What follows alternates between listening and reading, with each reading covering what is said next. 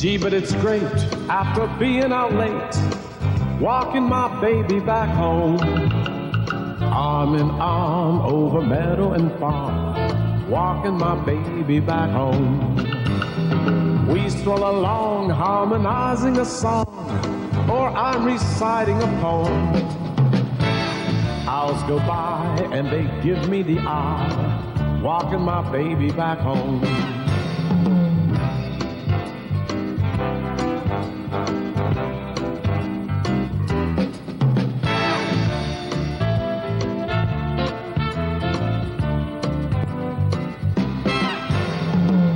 Stroll along harmonizing a song, or I'm reciting a poem.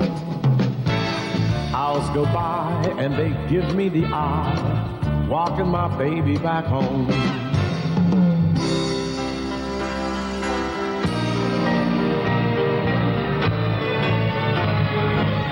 Pretend you're happy when you're blue. It isn't very hard to do, and you'll find happiness without an end whenever you pretend.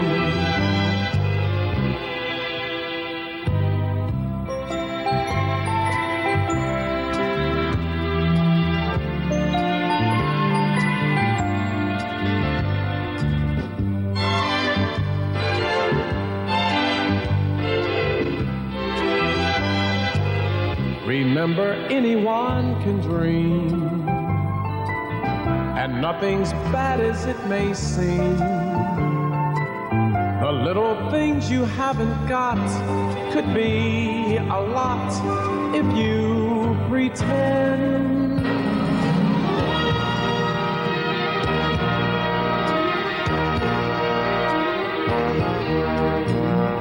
Answer me, oh my love, just what sin have I been guilty of? Tell me how I came to lose your love. Please answer me, sweetheart. You were mine yesterday. I believe that love was here to stay. Won't you tell me where I've gone astray? Please answer me, my love. If you're happier without me, I'll try not to care. But if you still think about me, please listen to my prayer. You must know I've been through. Won't you say that we could start anew? In my sorrow now I turn to you. Please answer me, my love.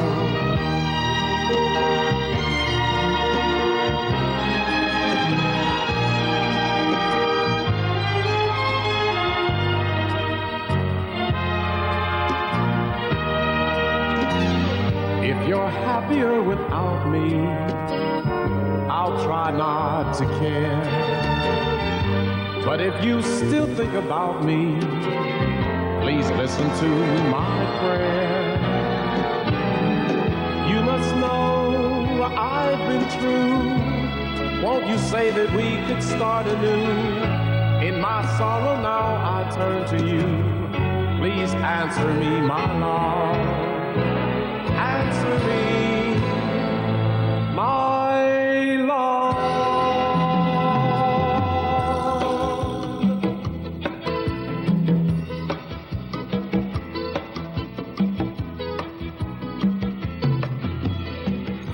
Darling, je vous aime beaucoup.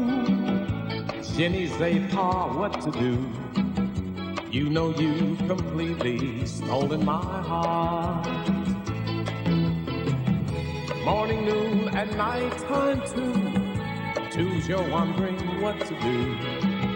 That's the way I felt right from the start.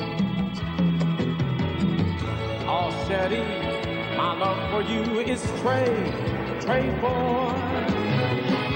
Wish my French were good enough. I'd tell you so much more. But I hope that you'll complete all the things you mean to me. Darling, je vous aime beaucoup. I love you, yes I do. Darling, je vous aime beaucoup. I love you, yes I do. Darling, je vous aime beaucoup. I love you, yes I do.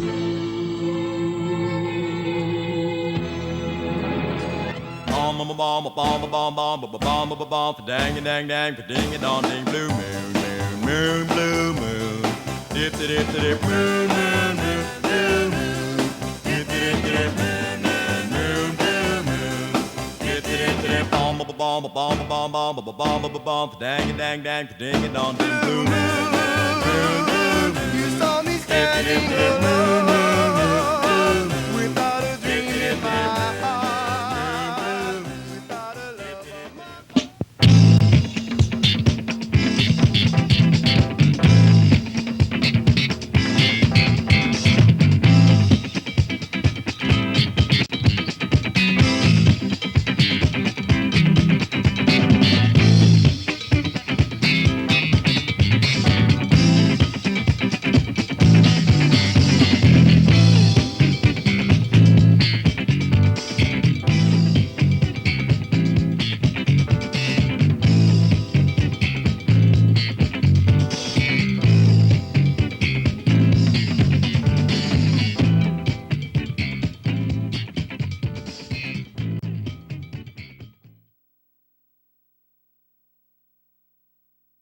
Thanks for tuning in. Hey, you're in for an extraordinary special treat today.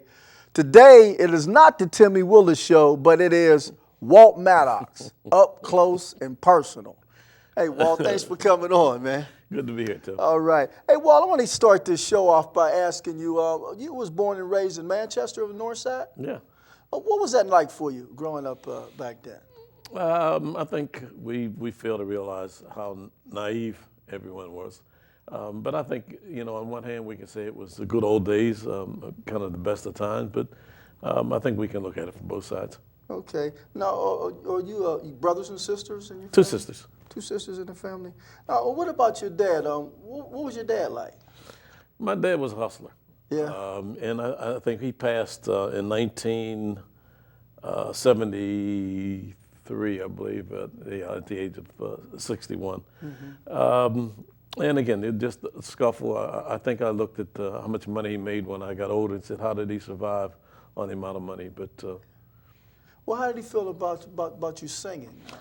I was never encouraged to go to music. I was, as a matter of fact, I think I bought my second house when my mother said, when are you gonna finally, get a job? But I think society in general didn't look at music or entertainment as a viable way to make a living. Yeah. Oh, what about your mom? How did she feel about it?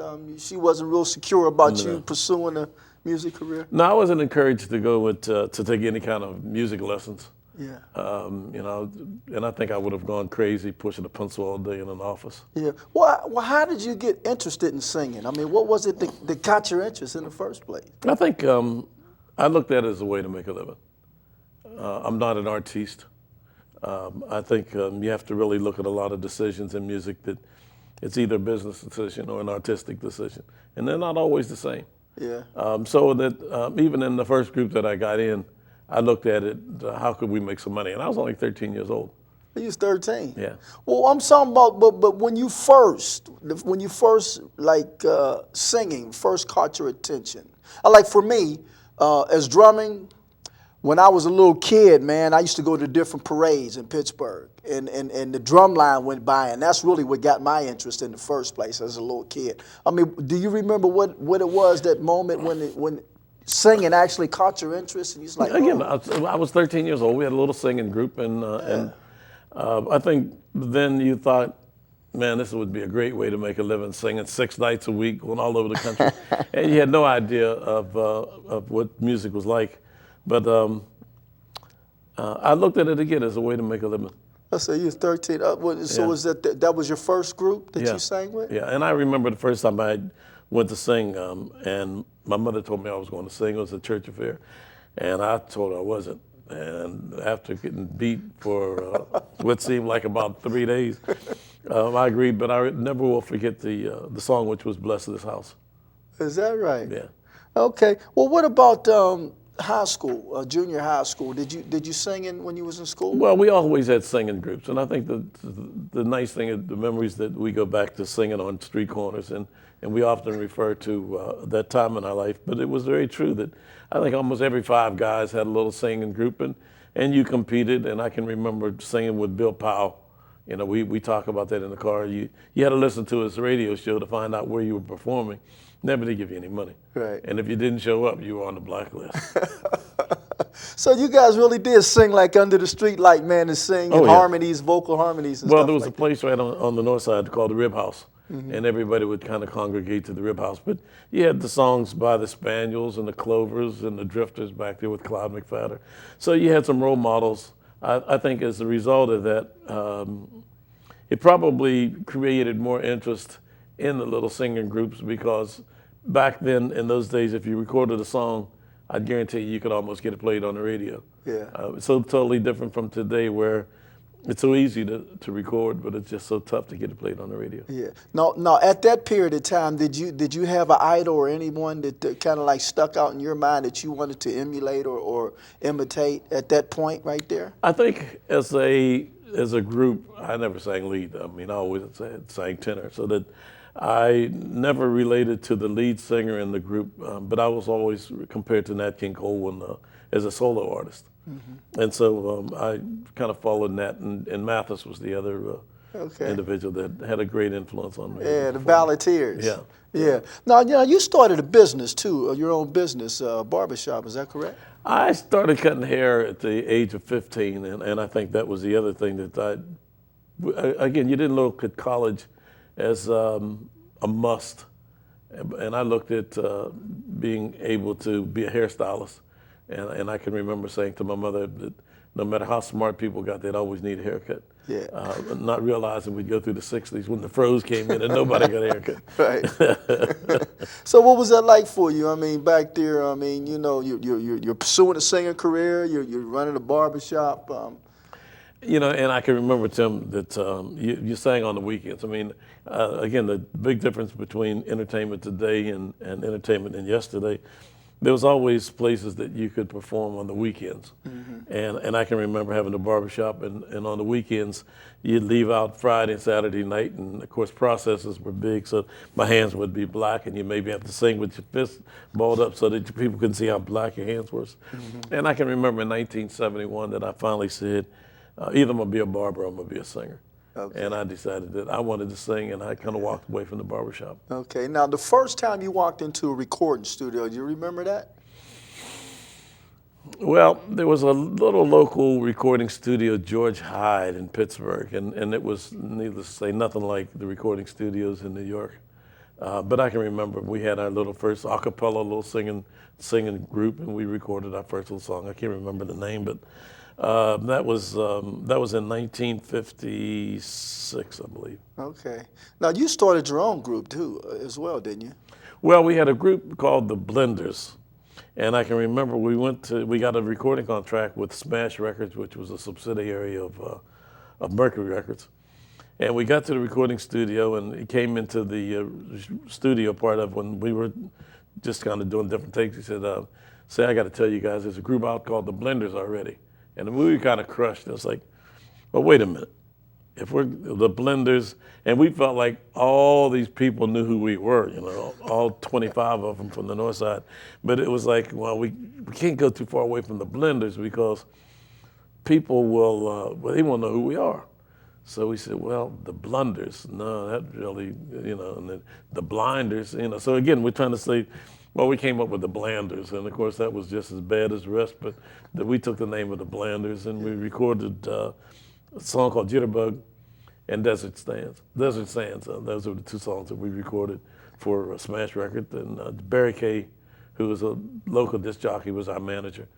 And that kind of covered that time period of a couple of years, because after that everybody started getting married or they had to get a job, going to college, so the group kind of disbanded. Okay. Now you recorded your own solo record too. I recorded my first single in 1959 for Calico Records, which was the same label that Skyliners were on. Okay. And as only my luck could have it, they went broke on my record, so that We pressed up about 1,000, which makes it a collector's item today. But as a result of that, they went into some type of receivership, and that was the end of my solo career until I joined the Marcels. Okay, now what was the name of the song? Would I? Would I? And Pinch Me was on the flip side. So if you got it's worth some money. If you have a copy of Would I, it's worth some money. So. Yeah. I want you to know that. Okay, now when you started really pursuing your dreams, you used to go down to the Strip District and catch a ride. You want to tell us about that? No, that was to New York. I would hitchhike. I think it's Standard Trucking, and I was determined to get a recording contract. I'd been married probably for about 6 months, and I felt like I had to take my shot while I was young enough. And so I would hitchhike from Pittsburgh to New York every Sunday. And I'd stay in New York, and I worked for the American Cancer Society up in New York. And then on Friday, I would get off from work, and then I'd go down to Standard and hitchhike a ride back to Pittsburgh. So I'd get here into Pittsburgh maybe 4 or 5 o'clock in the morning, and then I'd get up and go to the barbershop and put in a day Saturday and hang out with the kids on Sunday and back to New York again. Wow, that's what you call a juggling act there, man. Now, something really, really significant happened to you one day when you were up in New York. You stumbled into a record company. Well, I knew the Marcels were up in town at the time. They were playing the Apollo, and so I went over and hung out with the guys. And then they sooner or later needed someone to sing. So I replaced one of the kids in the group, and I can remember being at rehearsal. It was Jules Krusper was the manager at the time. And the record company kind of was set on the Marcels being a modern day version of the Ink Spots, which had us with Blue Moon and even with the first CD that they did. And so I remember him having Heartaches, and the recording was Ted Weems, which was a version that he had whistled in, that whole version of it. And the guys all said, they got to be joking. They balled it up. Whatever the reason, I took it out of the rubbish. And I called Jules around 5 o'clock in the morning. I said, Jules, I got the next hit record. And it turned out to be Heartaches. Is that right? Yeah. And the rest is history. Well, I'll tell you, I remember watching the Temptations movie. And I seen you in it. And you also made another movie before that. Would you like to tell us about that one? That was Twist Around the Clock, and we were with the movie company, so it only made sense for them to lobby to get us in the movie. It was Chubby Checker and Dion and the Belmonts, and Dion had left the Belmonts at the time, and the Marcels, and I think it was the Hollywood Argyles. I can't remember. Clay Cole, I believe, was in it, but that was in 1961, and we did Merry Twistmas, which we actually should have done Blue Moon. I think if anybody had been looking at posterity, they would have said Blue Moon rather than. But I think you have to realize that movies back in the day were only used to sell records. So it was like I can't remember how long it was, but it would be like Rock Around the Clock, sold so many records of the artists that were in there, and no plot. I mean, it was just, again, it was almost like a little video that you were selling, and we came out of the movie thinking like, wow, this is, well, we got knocked back down to earth when we played Baltimore, and we went over to the movie, because that's where the movie came out, and we had to go through the back door just to see the movie, which was in Baltimore at the time. Is that right? So, yeah. Oh, that's cool. Well, we got a clip for you right now. Ladies and gentlemen, Twist Around the Clock, Walt Maddox and the Marcels. Local groups have always been very popular in the country, and here are one of the very best. From Cold Picks Records, say hello to the Marcels.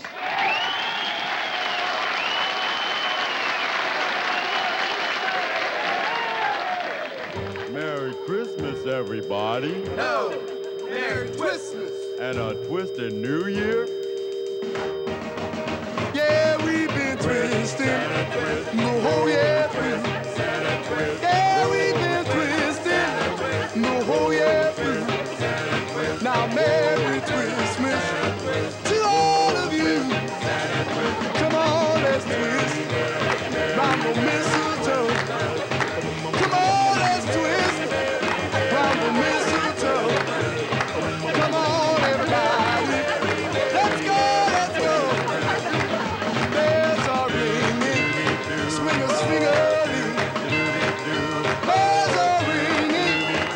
sing a swing of you. So Merry Christmas to all of you. Twisting round the blue moon, twisting through the summertime, twisting heartache's all about. Watch out! Yep, yep, yep, Come on, let's twist round the Christmas tree. Come on, let's twist round the Christmas tree. Come on, everybody, and twist with me. Santa's coming, he's almost here. Santa's coming, he's almost here. So Merry Christmas, to all of you.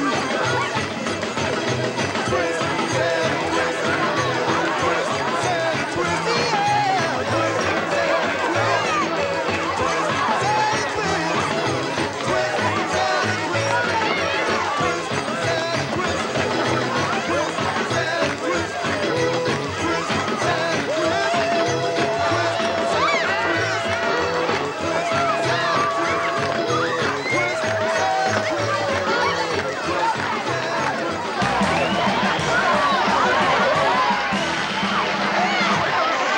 twist, Santa, Okay, well, now what was that like for you? I mean, you got with the #1 group in the country with the #1 record. You're in a full-length motion picture movie. You're raising a family. What was all that like for you back But then? we weren't making money. Okay. And that was the thing back in the 60s, actually until the Beatles came. No one made any money. I mean, to work the Apollo Theater, we were contracted to work 28 shows a week. You did 26, and unless you played with James Brown or Jackie Wilson or Sam Cooke, there was a few performers that you had to do a midnight show on Friday and Saturday. We worked a lot with Brooke Benton, and as a result of that, we didn't really do the midnight shows, but you did 26 shows a week. And so you worked a lot. But until the Beatles came over, and even to see the size of the Apollo Theater, when the last time I was up there, I just couldn't get over how small it was. And again, today we're playing venues that anywhere from 3,000 to 6,000 inside and up to 20,000 outside. So that you're looking at the different size venue than the Apollo. But the Apollo seated 1,500, and that seemed like it was a big venue, again, until you go back today. Now, you started singing, at some point you started singing lead for the Marcels. Well, actually, it was 1962. I think the thing about show business, you really don't know if you want to do this until you get into it, because it looks like a great life, a glamorous life. It's, again, you got to love it or you got to get out of it. Well, any most memorable moments up to this point in your life? I think, again, to relive the days of the theaters. And I'm much more comfortable even today on stage at a theater than I am at a club. Okay. Now, 1965, there was some changes in the group. Actually, the changes started coming in 1963 when Billy Herndon joined the group. Okay. And in 1965, Richard Harris came back from Detroit. He had been with Donna Washington, and she died, which meant the whole group that he was singing with, backing her up, disbanded. And I can remember the first day that Richard Harris came to town, we had a job that night, and Billy called him and said, "Hey man, you want to work?" So we started working from that point on in 1965. You know, Billy's good for getting people jobs, man, because I know when I moved back here in '89, you remember I run into Bill.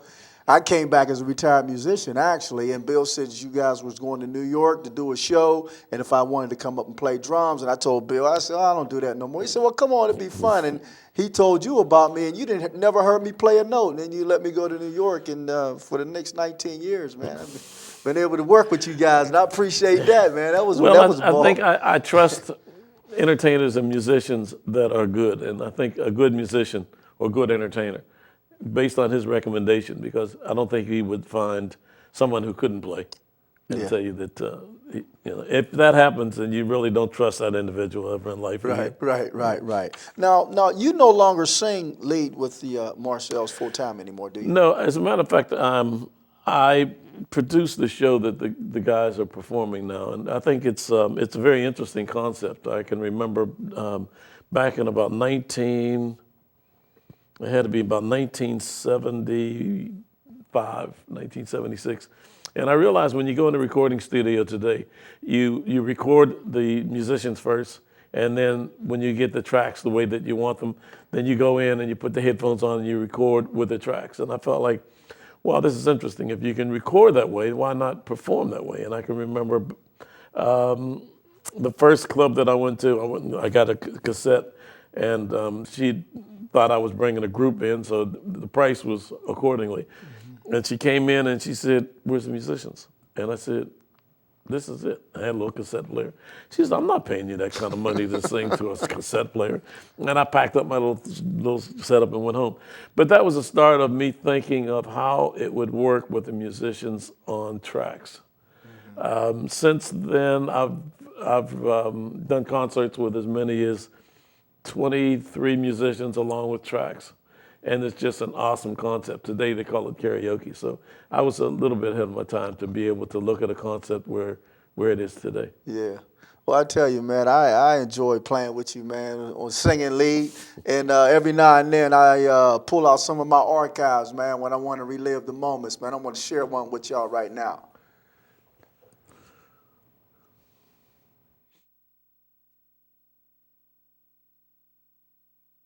'61, Port to Torque. If you turn on the radio, you have to hear this song.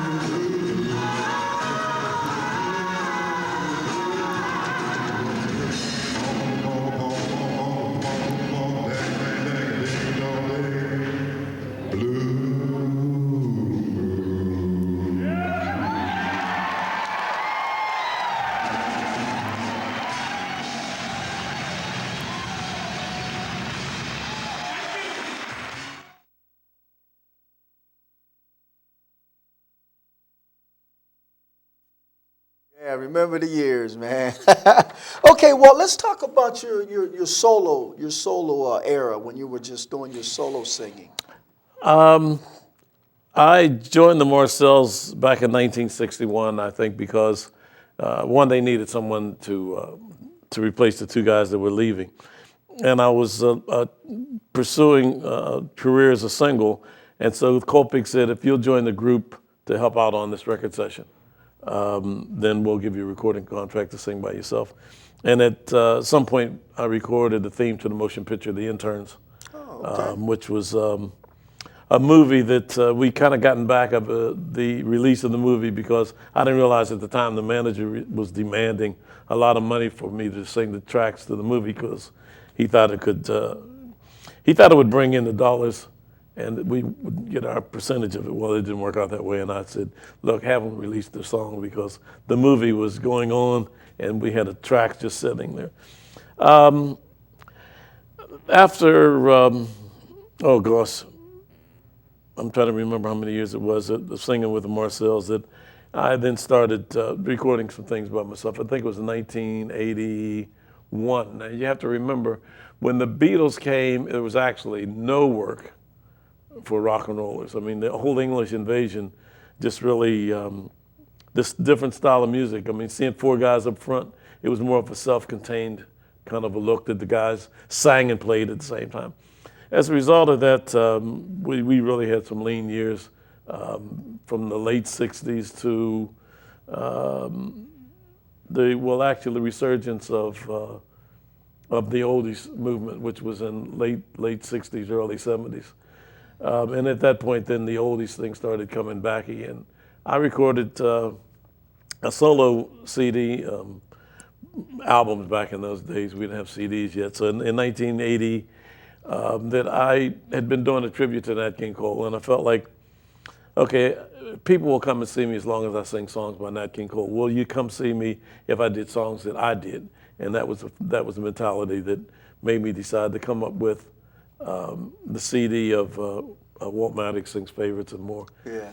I think I decided that after doing a solo album, that I could now do a tribute to Nat that, I didn't have any problem dealing with it. So in 1978, I remember going down to Heinz Hall and I said to Jerry Livengood, I said, how many musicians when Sammy Davis comes in or Mathis comes in or Tony Bennett comes in? I said, how many musicians are you? He said, 23.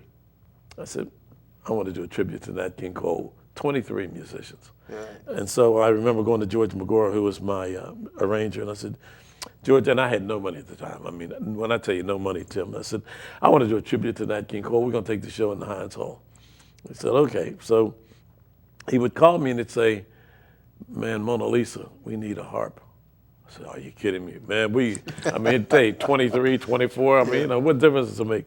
And then he'd call, he'd say, strings, they're a little weak on Mona Lisa. I mean, the whole thing is violins and violas, cellos. So what are we talking about? He said, well, if we had, like 6 more. Well, to make a long story short, we ended up with 40 musicians. And we did a tribute to Nat King Cole. Well, if you came to any club I happened to be singing in and said, hey, Walt, how you doing? I said, fine. I'd just like to buy some tickets. Yeah. We sold 2,100 tickets out of a possible 2,700 seats. And so that was the first show that attributed to that. Well, they said all it needs is one. I mean, you hear, I listen to people now to say it only takes one.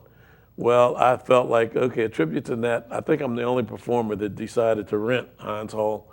I can't remember what the cost was, but we went in June with a tribute to Nat, and I came back in December with a tribute to Nat King Cole.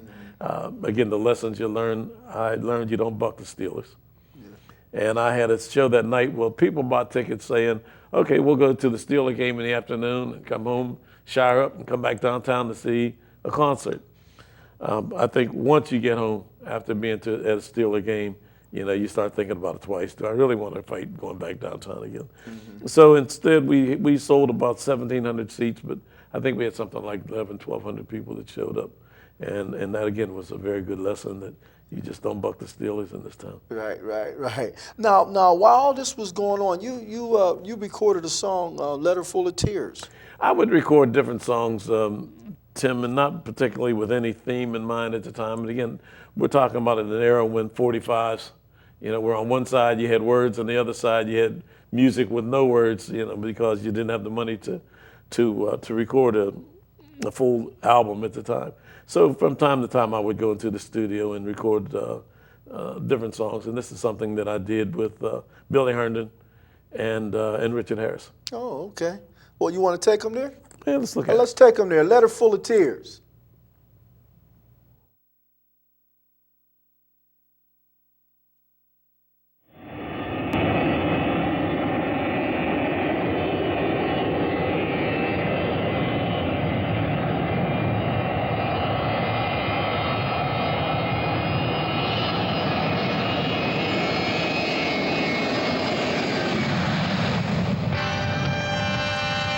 B94 FM with Chet McKay. Music lovers, that long-awaited day is here. As a matter of fact, in our town tonight, unbelievable concert, the concert of the year, Pittsburgh's own Walt Maddox, live at Heaven.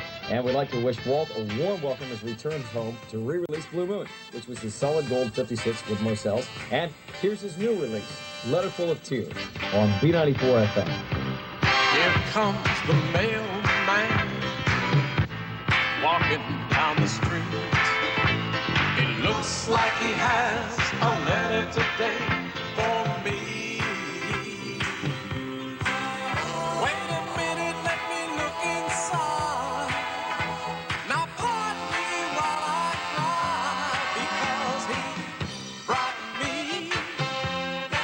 I say he brought me a letter full of tears. I thought we had a love so strong, it would take a lifetime to break us apart. Oh yeah, but I found out today I was so wrong, and my reward was a broken heart. She said, here comes the teardrops. Welcome, welcome to my eyes. And I couldn't hold them back, no matter how I tried. Oh no, you know it hurts me so inside. Pardon me while I cry, because he brought me. I said he brought me a letter full of tears. Bringing me tears. Don't you see them? Now, while you've been involved with kids for a number of years, your Kids Against Drugs program, how did that all come about? You know, Richard Saunders approached me one day and he said, how'd you like to do a program either with the kids or with the adults? And I had been doing a tribute to Nat King Cole and said, look, like, as I think back now, that would have probably been the obvious direction that I would have gone into. But for whatever the reason, I said, you know what, I'd like to do something with kids. And there was a little girl named Julie Parker who had a school program. So I went out and I looked at her program and I thought, well, okay, I can maybe put something together. And I remember they said, we need you to put a program together in McKeesport. It seemed the kids didn't want to go to school. And there was a lot of drug abuse, domestic abuse. Unemployment was very high, drug addiction was very high. And I thought, they said the kids didn't want to go to school because there was so much violence at home that they were afraid that their parents wouldn't be there when they came home. And I thought, for this to be a family problem is one thing, for this to be a community problem, what could I do to make a difference? And I went over and I started talking to the kids and I said, how would you like to do an assembly program? In 2 weeks, whatever you want to do, let's go for it. It's like, whoa. I said, if you don't come to school for the next 2 weeks, you can't participate. And we virtually turned the school around. Not only did they want to stay after school, they wanted to stay after class and work on their little choreography. And that was the start of a program that let me know kids want to be involved. And so I started talking to kids after that, and I said, when you come out of school, what are you going to do? And too many times kids would look at me and say, I don't know. And I thought, there's got to be a dream in there sleeping someplace. So I came up with the theory, and working along with the YMCA, we came up with Wake Up Your Dreams. And that started me with a program, singing and talking to kids. That lasted for 13 years, and I think I'd sung to over 500,000 kids and halfway around the world singing and talking to kids. Yeah. It all starts with a dream. Yeah, that's good. That's good. Now, out of that, Kids Against Drugs became a very, very famous entertainer now. Yeah, I've been very fortunate to have some extremely talented kids, and the young lady you're talking about is Christina Aguilera. But there's another young lady coming to town that's in Mamma Mia, and she'll be singing the lead at the Benedum by the name of Natalie Galla, who also won Give Me the Mic. A young lady named Brittany Ulrich that played Cher up in New Hampshire. Vanessa Campagna, who was on Star Search. And Danny Berta was another, just a very talented young man. He was on Star Search. So that Kelsey Wilson is got the lead in High School Musical. And another young lady that's in High School Musical, she doesn't have the lead. So I've been really exposed to some extremely talented young people. Well, that's wonderful that you don't keep all your expertise to yourself, but you share what you've learned down through the years with the younger generation. And it's just so. I mean, young people have a lot of optimism. I mean, they don't know what it is to be pessimistic. They just feel like, give me an opportunity and I can do it. Yeah. Now, to turn the page, Desert Storm, man, it was a big performance that you've done. You want to talk about that? Yeah, I was actually chosen as the entertainer for Desert Storm when the soldiers came back, and we celebrated down at the Point. And as a matter of fact, I had Christina with me, and whenever I would perform, I would have Christina on stage. So she got to be on stage with just a ton of kids in different choirs. But it was a very, very memorable afternoon. Okay, well, let's take you there right now. Battle Hymn of the Republic, Walt Maddox.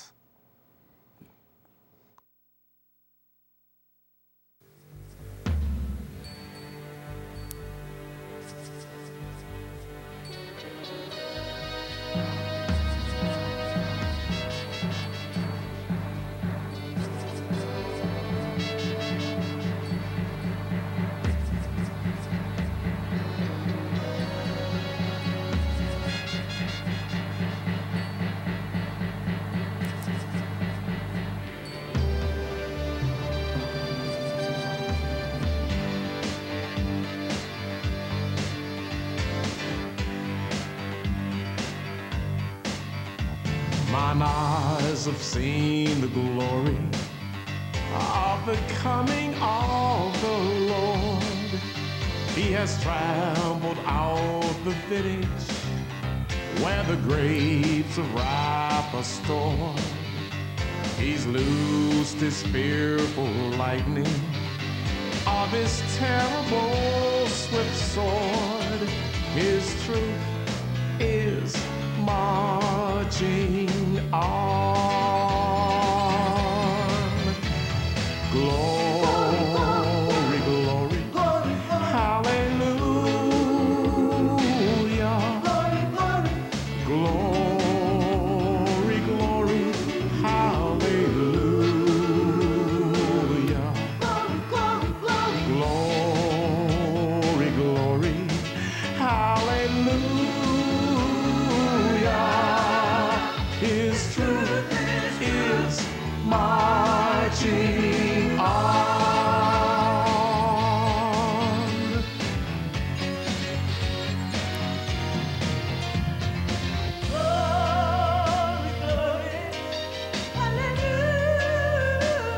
In John F. Kennedy's inaugural address, he told this great nation, ask not what your country can do for you, but what can you do for your country? And in 1963, Dr. Martin Luther King told the world, I have been to the mountain, and I have a dream, and you must have a dream, and you, for I have a dream, that one day all the wars will be over, and we can all sing together. Glory, glory, hallelujah. Glory, glory, hallelujah.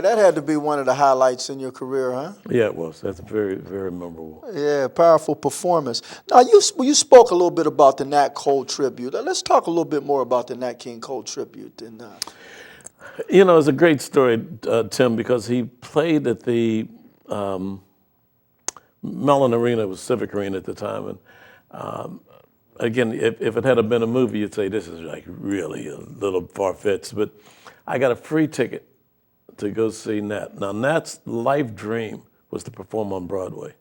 He died one city short. He came to Pittsburgh, and from there he went to San Francisco. And from San Francisco, he was to go to Broadway. And with the free ticket in the front row, and I remember him introducing his conductor and music director and all the people that traveled with him. And he said, my music director, Mr. Joe Zito. And Joe Zito turned around and took a bow and looked up in the audience. And he saw me in the front row and he said, what in the hell are you doing sitting out there? Come on up. So I got to meet Nat right before he died. And we went down to the Hilton where there was to be a party, and Ike Jones came downstairs, and I was crushed because he said Nat wasn't feeling well and he was starting to suffer from the effects of cancer at the time. So I felt like if this was his dream, maybe I could have an extension of a dream. And that was the reason why I went to Heinz Hall, and it was a show that I just knew had national appeal. I've taken it to Japan. I've taken it from quite a few places in this country, but nothing like I thought the potential for the show had. right, it's a wonderful show, and if anyone gets a chance to see it, I suggest that you do. And so I'd like to thank you at this time for letting us peek into the life of Mr. Walt Maddox. It was a pleasure. I know it must have been a ride, and it's not over yet, right? No. Right. You're managing the Marcels. Right. And you're still doing the tribute to Nat King Cole. Yeah. Okay. Well, thanks for coming on. Hey, good to be here. Mr. Walt Maddox.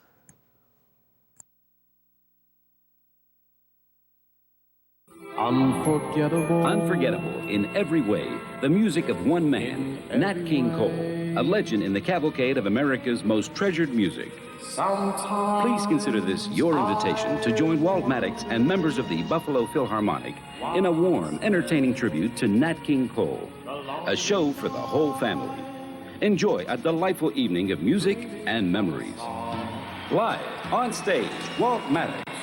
I thought that was Nat Cole up there. That's real music. What a show. Variety said Walt Maddox will take his place with such singers as Perry Como, Billy Eckstine, and Bobby Vinton. Don't miss this unforgettable show, a tribute to Nat King Cole. All right, my name is Timmy the Willis, and I'm coming to you live here at the beautiful Holiday Inn in Syracuse, New York.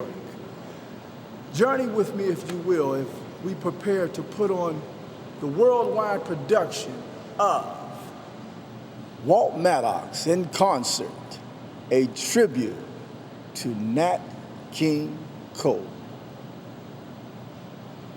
Come on, let's go. Here we're utilizing a 16-track EV soundboard.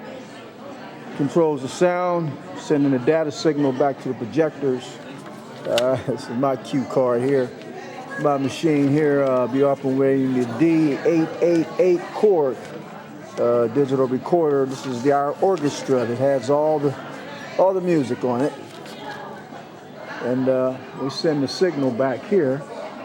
As you can see, there's our 9-foot screen, rear projection screen we're utilizing. And back here we have our fog machine and what we call our Sputnik light, effects light we use on Stardust. A paradise where roses grew, though I dreamed in vain. In my heart, it will remain my Stardust melody, our memory of love's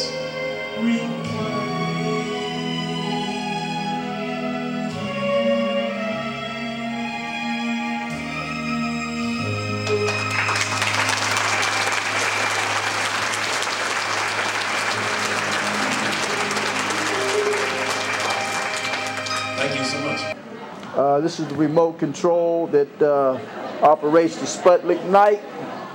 And here is the multimedia slide projectors that's going to be triggered by the data signal sent back here. This is the conductor that tells which projector to come on and which projector to come on and off.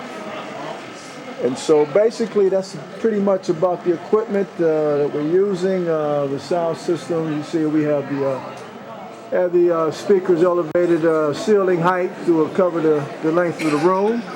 And see our fans are here and coming in. And we're getting ready for the show. So you guys stick around and we'll talk to you in a little bit.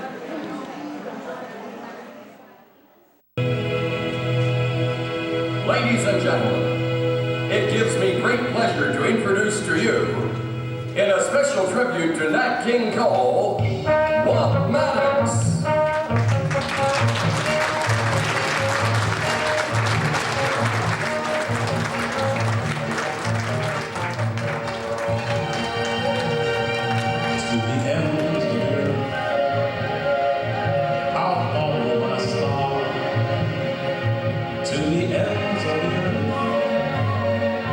Just to be where you are, no matter where you roam, I'll never be far behind.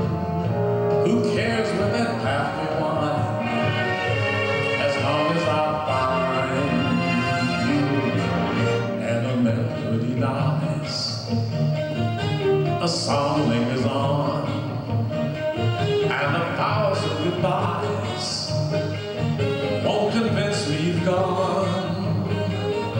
I'll follow you, my love, you'll never be free. To the ends of the earth, till you've given your love to me.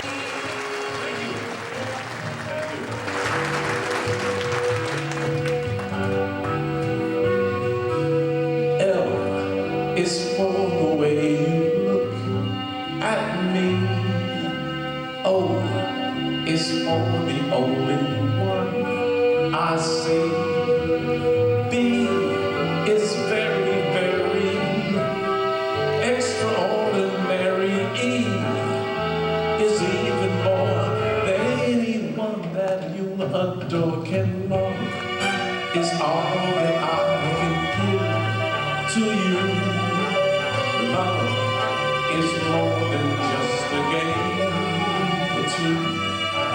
Two in love can make it. Take my heart and please don't break it. Love was made for me and you.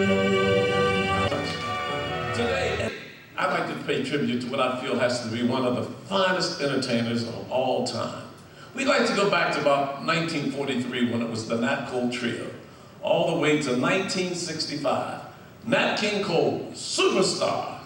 Return with us as we live a few of those musical moments of yesteryear.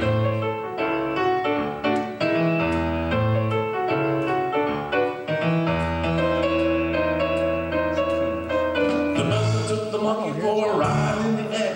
The monkey popped and everything was on the square. The buzzer driver threw the monkey off his back. The monkey grabbed his neck and said, "Now listen, Jack. Straighten up and fly right. Straighten up and stay right. Straighten up and fly right. Cool down, Papa, don't you blow your top. Ain't no use in jiving. What's the use in diving? Straighten up and fly right. Cool down, Papa, don't you blow your top." The buzzer told the monkey, "You are choking me. Release my neck and I will set you free." The buzzer looked the monkey right dead in the eye and said, "Your story's touching, but it sounds like a lie. Straighten up and fly right. Straighten up and stay right. Straighten up and fly right. Cool down, Papa, don't you blow your top."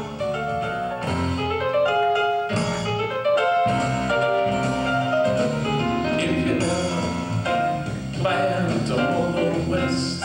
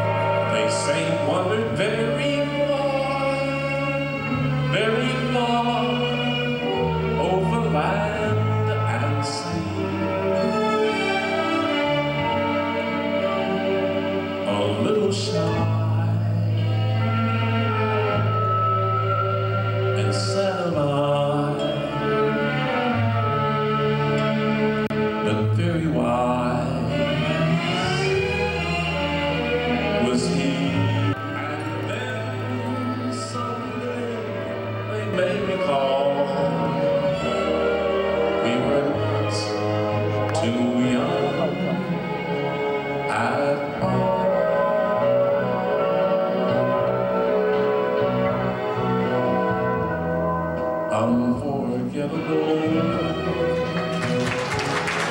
That's what you are.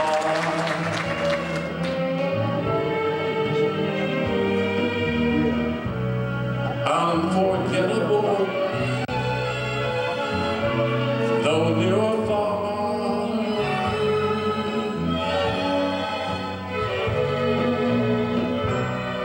Like a song of love that clings to me, how the thought of you does things to me. Never before has someone been more.